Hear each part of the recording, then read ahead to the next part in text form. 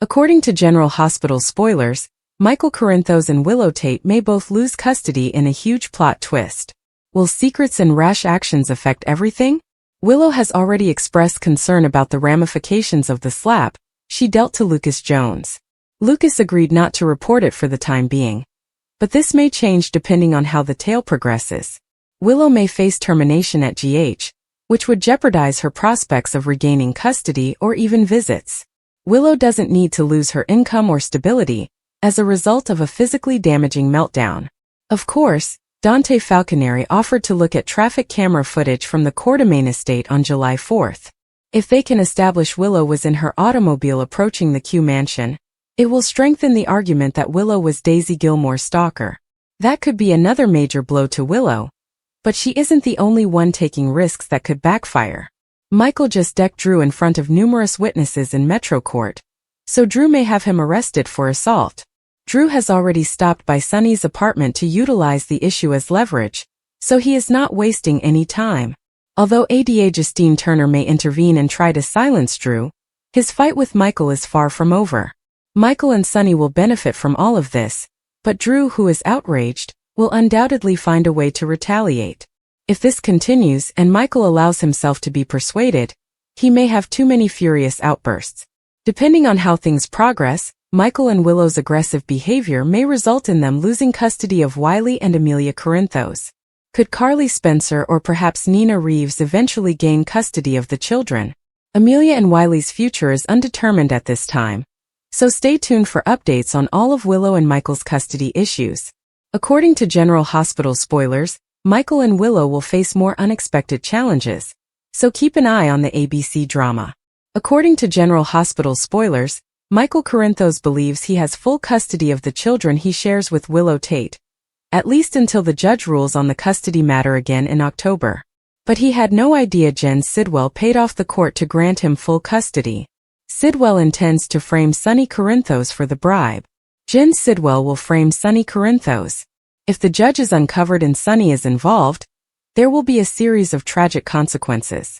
Not only would Sonny probably be detained, but the judge's judgment may be overturned. If Michael loses custody of his children, he will turn on Sonny once more. It will also throw Carly Corinthos in the midst of a war she does not want to be a part of. However, the worst-case scenario right now is that Willow is taken into custody. Willow Tate is losing her mind. Ever since Michael was granted full custody of their children, Willow's sanity has been precarious at best. She had a meltdown in the courtroom immediately following the hearing, which resulted to her hospitalization.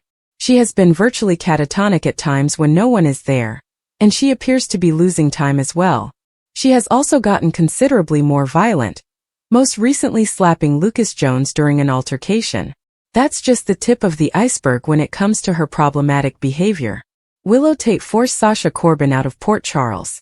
Despite assisting Sasha Corbin with her childbirth, Willow swiftly switched gears. She somehow got into the maternity unit at General Hospital and switched Sasha's baby with another youngster. She continued gaslighting Sasha until the new mother felt unsafe and left General Hospital, possibly permanently. Willow should not be near her children right now, so if she suddenly gains possession, something dreadful could happen while they are with her. What are your thoughts? Will Sidwell's frame-up of Sonny work? Will Michael lose custody of his children? Is Willow even capable of looking after her own children at the moment? It began, as many tragedies do, with minor cracks. Michael and Willow met in their early 20s, both idealistic and full of ideas. He was a graphic designer who enjoyed late-night sketching, and she was a social worker who believed she could change the world one case at a time. Their love felt invincible, and they laughed at the thought of it ever coming apart. Lily arrived 3 years into their marriage, a bright-eyed child with Willow's curls and Michael's cheeky smile. For a time they were the ideal family, or as perfect as any family could be. They had their difficulties, money was tight, and Willow's long hours at work interfered with Michael's freelance job, but they made it work. They always have. Until they didn't. Michael had his first fracture after losing a large client. The loss was more than simply financial. It was a blow to his confidence and feeling of self. He began drinking more than he should have, not to the point of becoming a problem, but enough that Willow became aware. She'd returned home following a long day to find him on the couch, beer in hand, staring blankly at the television. "You're not even trying," she'd say, her voice shrill and frustrated. "Do you believe I am not?" He'd snap back, and the fight would spiral out of control, with each word adding to the wall that was forming between them. Lily, too young to understand but old enough to feel the strain, would hide in her room, holding her pet rabbit, as the noises downstairs became more audible. Willow was not blameless. Her profession occupied her, requiring her to spend extended periods of time away from home. She had always been enthusiastic about her work, but once Lily was born, it became an obsession. She took on more cases, worked late at the office, and brought files home, spreading them out on the kitchen table like a second family she was raising. Michael felt abandoned, having to handle Lily's bedtime routines and school drop-offs on his own. "You're never here," he'd say, and she'd respond, "Someone has to pay the bills." In reality, they were both drowning, but neither could accept it. Pride and bitterness became their currency, exchanged in late-night brawls and chilly silences. Lily's breaking point came on a rainy evening when she was 6. Michael, irritated by another failed job presentation, drank too much. Willow arrived home to find him asleep on the couch and Lily seated cross-legged on the floor, eating cereal for dinner. It wasn't the first time, but this was the final straw. "You're not fit to be her father," Willow declared, her voice quivering with wrath. Michael, bleary-eyed and defensive, fired out, "And your mother of the year?" The fight intensified until Willow stormed out and drove Lily to her mother's place. The following day she filed for divorce. The divorce was messy, but the custody dispute was a war. Both sought complete custody of Lily and believed the other was unfit. Michael claimed Willow's workaholic tendencies made her an absent mother, ignoring Lily's emotional needs. Willow replied that Michael's drinking and unreliability endangered their daughter. They hired lawyers, dug up dirt, and used their private pain as public ammunition. Friends and family were drawn into the conflict, pushed to take sides. Michael's sister testified about Willow's extended absences, while Willow's best friend described Michael's drunken outbursts. Every weakness, every mistake was exposed in court records, with each side portraying the other as the villain. The courtroom today represented the culmination of months of legal fighting. The judge heard testimony from social workers, teachers, and a court-appointed guardian ad litem who had spent time with Lily. The guardian's report was devastating for both parents.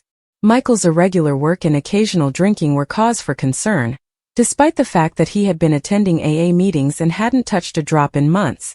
Willow's work schedule was regarded damaging to Lily's stability, and her refusal to reduce it indicated a lack of prioritization. According to the study, neither parent could give Lily with the secure, nurturing atmosphere she required at this time.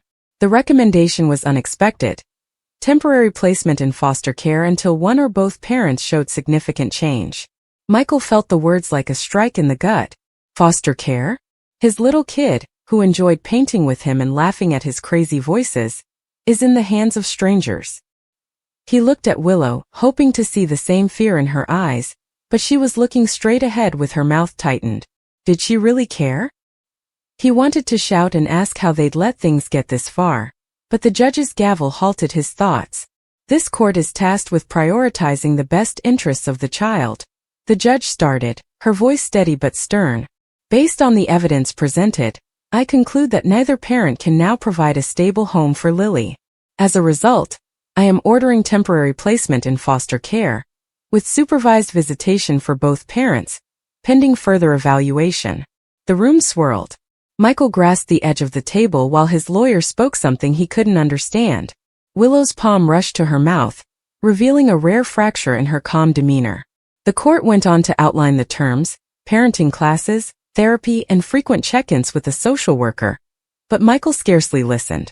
All he could think about was Lily's face, her large brown eyes, and how she clung to him when she was terrified. He had failed her. They both did. The days after were a haze of sadness and shame.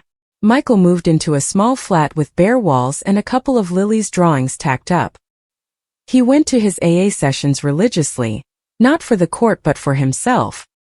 He wanted to be better not only for Lily, but also because he was fed up with the man he had become. He resumed freelancing, focusing on little jobs to rebuild his portfolio. Every night, He sent messages to Lily, knowing she would never read them. "I'm trying, kiddo," he'd write, shaking his pen. "I'm gonna make this right." Willow, on the other hand, was unraveling in her own way. She took a leave of absence from work, which she hadn't done previously. Without Lily's laughing, the emptiness of her flat was suffocating, and her toys were scattered across the floor. She started therapy, which she had previously regarded as needless for herself. "You can't help others if you're falling apart," her therapist told her, and Willow realized how much she'd been ignoring her own pain. She began journaling, expressing her regrets, worries, and love for Lily. She paid a visit to Lily in the foster home, her heart tearing at the sight of her daughter being cared for by strangers. Lily was shy and reserved, but she hugged Willow tightly and whispered, "I miss you, Mommy." Those words were a lifeline, a reminder of what she was fighting for. The monitored visits were a blessing and a curse. Michael and Willow were never scheduled together, a conscious decision by the social worker to prevent confrontation. Michael brought art tools to his visits and taught Lily how to blend colors and make small masterpieces. She smiled, but not with the carefree grin he remembered. Willow read to Lily, her voice steady as she turned the pages of their favorite books, but she could sense the distance expanding. Lily was sliding away, entangled in a system neither parent had expected. Months passed, and the consequences of their mistakes became increasingly apparent. Michael and Willow were forced to confront their own inadequacies, both as parents and as individuals. Michael realized that his drinking had been a crutch, a means to avoid confronting his concerns. He worked with his sponsor to stay sober, finding comfort in routine: coffee in the morning, sketching at night, and therapy once a week. Willow learned to set limits, decline extra cases at work, and prioritize her daughter over the need to save everyone else. They were changing, gradually and painfully, but the question remained. Would it be enough? The upcoming court date loomed like a dark cloud. Michael's counsel expressed optimism, emphasizing his sobriety and consistent work. Willow's lawyers emphasized her reduced hours and therapeutic progress. However, the guardian ad litem's revised assessment was cautious, stating that while both parents had made progress, the stability of their home circumstances remained uncertain. The judge, assessing the fresh evidence, appeared less harsh this time, her eyes gentler as she stared at Michael and Willow. "You've both demonstrated effort," she remarked, "but effort alone isn't enough. Lily requires constancy, security, and a home in which she may grow." The prospect of joint custody was suggested, a compromise neither had contemplated in the heat of their struggle. Working together was a tough pill to swallow after so much pain, but it was preferable than losing Lily completely. They met with a mediator, an elderly man with a calm manner who ordered them to sit across from one another and converse. Instead of yelling or accusing, communicate. It was awkward and painful, like peeling away scar tissue. Michael addressed his failings, alcoholism, and anger. Willow admitted her passion with work and disregard of their family. They hadn't forgiven each other yet, but they agreed on one point. Lily deserved better. They started co-parenting workshops and learned how to speak without venom in order to focus on Lily's needs. It was not easy. Old wounds raged and trust was a thin thread. But they consistently showed up for Lily. They began modestly by arranging schedules, discussing updates on Lily's schooling, and even attending one of her school plays together. Lily noticed. Her grins brightened and her hugs tightened. She began talking about the future and what she wanted to do with both of them. It was a glimmer of hope, weak but genuine. The final hearing was different. The courtroom felt more like a crossroads than a battlefield. Michael and Willow sat close together, not out of affection but out of need. The judge went over the mediator's notes, the social worker's reports, and Lily's own remarks, which were supplied through the guardian ad litem. "I want to go home," Lily had stated. "With both of them." The judge leaned forward, her eyes unwavering. "This court has witnessed your improvement, but more significantly, it sees your dedication to your daughter. I'm granted joint custody with the following conditions: ongoing counseling, regular check-ins, and a shared parenting plan." Relief rushed over Michael like a tide. He looked at Willow, and for the first time in years, they were able to communicate as parents rather than as ex-partners. They were far from fixed, but they were making an effort.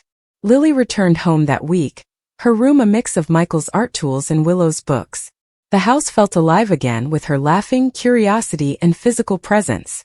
Michael and Willow took turns splitting weeks and scheduling pickups and drop-offs. It wasn't perfect. There were disagreements, mistakes, and moments of frustration, but it was a beginning. Michael and Willow settled into a routine as the months and years passed. They weren't pals, but they were true partners, brought together by their love for Lily. Michael remained sober, and his freelance company developed into something stable. Willow returned to work but kept her hours acceptable, allowing time for Lily's soccer games and art projects. Lily blossomed, her confidence restored, and her paintings and stories brimming with color and energy. The scars from the custody battle persisted, although they lessened with time and work.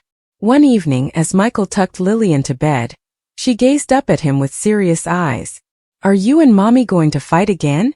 she inquired. Michael smiled as his heart tightened. "We are trying not to, youngster. We're trying our best for you." She nodded, happy, and held him hard. Across town, Willow read a goodnight tale to Lily this week, experiencing the same peaceful hope. They were a damaged family, patched back together, not entire but adequate. For Lily, that was sufficient.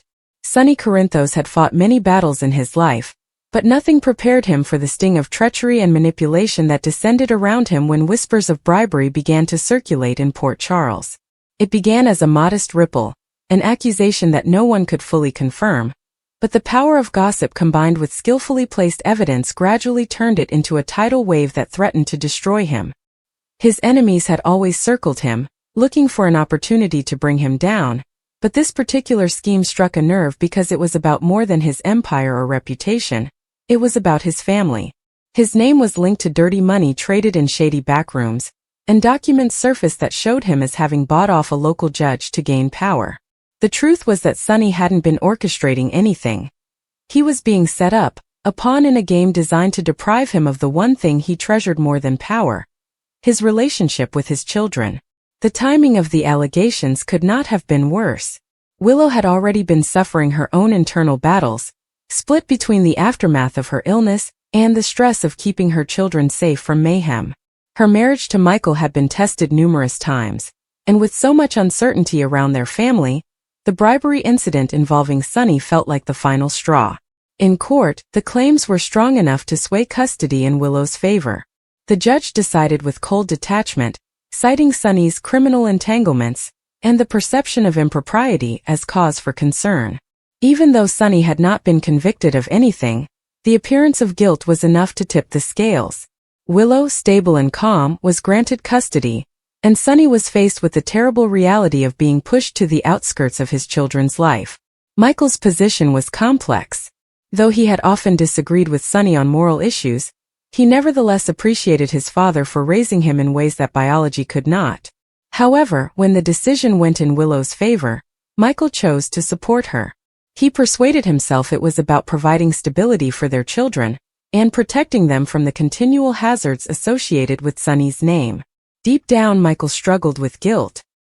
He felt Sonny was being set up, that invisible forces were pulling threads to isolate him, but he remained calmly on the sidelines, convinced himself that silence was preferable to adding gasoline to the family fire. Willow's win was bittersweet. She never wanted to separate Sonny from his grandkids, nor did she want to be the cause of an irreparable schism between Michael and the man who nurtured him. But she couldn't shake the feeling of relief that came over her when the court issued the order. For the first time in months, she felt in charge of her children's future. They would be in her care, away from the storms of the Corinthos lineage, and she felt she was giving them the best chance to grow up in peace. Still, her heart ached as she saw Sonny in court that day, his eyes filled with rage and despair. He had looked at her not as an opponent, but as someone he trusted to keep the family together, and now she had betrayed him. The fallout at Port Charles was immediate. Carly raced to Sonny's side, knowing right once that someone was plotting to destroy him. She had witnessed too many attempts to bring Sonny down over the years to believe this was a coincidence. She encouraged him to fight back, to look into every aspect of the case until the truth was revealed. But Sonny, despite his rage, understood that if he went too far, pushed too hard, he would simply contribute to the story that had already been created around him. The more forceful he appeared, the more credible the bribery story became. Instead, he sat calmly in his penthouse, whiskey glass in hand, promising silently that he would reveal the truth at the appropriate time and punish those involved. Meanwhile, murmurs circulated throughout the community. Who benefited most from Sunny's separation from his family? Some threw accusations at Valentine, while others blamed Cyrus Renaud, who was notorious for his extensive list of grievances and ability to game the legal system. Others suspected Drew was involved, given his continuous feud with Michael and desire to take center stage in the family. Whoever it was had been astute, leaving just enough proof to make Sunny appear guilty without providing him a clear target to fight against. The children, too little to comprehend the complexities of adult conflict, simply sensed that something had changed. They didn't see Sunny as much and didn't spend weekends at the Corinthos estate. Willow tried to keep things upbeat, speaking positively of Sunny in front of them and refusing to poison their hearts with accusations. She told them that Sunny loved them and that families had to make adjustments. But she also secured the doors more tightly at night, knowing that power battles in Port Charles had a tendency to escalate into violence, and she was determined to protect them. Michael was restless as he watched Willow bear the burden of new responsibilities. He wished to believe they had done the right thing, but remorse gnawed at him at quiet moments. He had supported his wife, undoubtedly, but had he forsaken the father who had once risked all for him? His nightmares were dominated by pictures of Sunny behind bars, glaring at him with disappointment. But every time he tried to reconcile those thoughts, he reminded himself that protecting his children came first, even if it meant letting Sunny take the blame. Sunny refused to surrender. He began meeting with Diane Miller, his trusty attorney, and laid out every detail of the allegations, looking for flaws in the account. He requested names, dates, documentation, and anything else that could help unravel the web of lies. Diane told him to be patient, that justice takes time, but Sunny was not known for his patience. He wanted answers right now. But underneath his wrath was a deeper pain. The thought that his grandkids were being kept from him, that Willow now had the legal authority to determine when and how he might see them, ripped at his soul. Willow's hands trembled even after her win. She knew Sunny well enough to know he wouldn't stop until he cleaned his name, and she was concerned about the cost of the battle to everyone involved.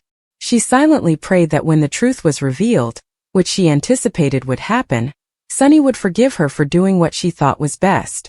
In her mind, this was about survival, not power or retribution. She wanted her children to grow up in an environment of laughter, school plays, and birthday celebrations, rather than whispered warnings of mob warfare and judicial scandals. Port Charles has experienced many of storms, but this one was different. It wasn't about territory or business, it was about family who got to raise the next generation, and how far individuals would go to protect them. Sunny may have been framed for bribery, but everyone who knew him knew one thing. He would never give up fighting for the people he cared about. And Willow, no matter how strong her resolve, would eventually have to accept that keeping Sunny out was not a permanent answer. It was merely the start of another fight in a long, complicated conflict.